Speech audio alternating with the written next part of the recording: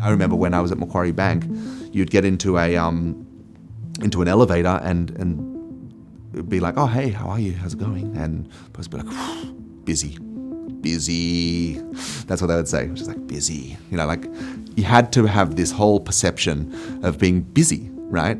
And it just really, really irritated me. So I would get into the lift and into the elevator and, someone would say, so how's it going? And I'd be like, yeah, not really doing anything, it's pretty chill. And people would be like, whoa, what do you mean? Because you had to have this whole perception of just like having a bit of fun and, but it just wasn't my thing. That wasn't my scene, and it wasn't something that I found that interesting. And what's the point? If you're busy, does that mean that you're more successful? If you're busy, does that mean that you're like better at what you do?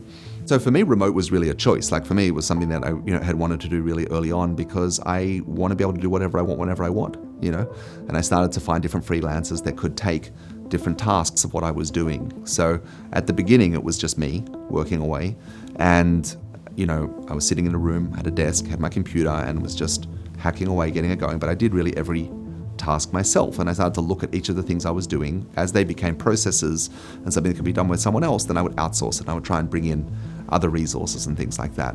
And a lot of the time, the first people that I brought on were, relatively lower level virtual assistants and things like that could get stuff done.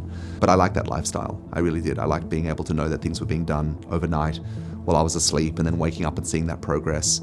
And once I started to identify a process or something that I was doing regularly, I could get someone else to do that. And then eventually that turns into a full business.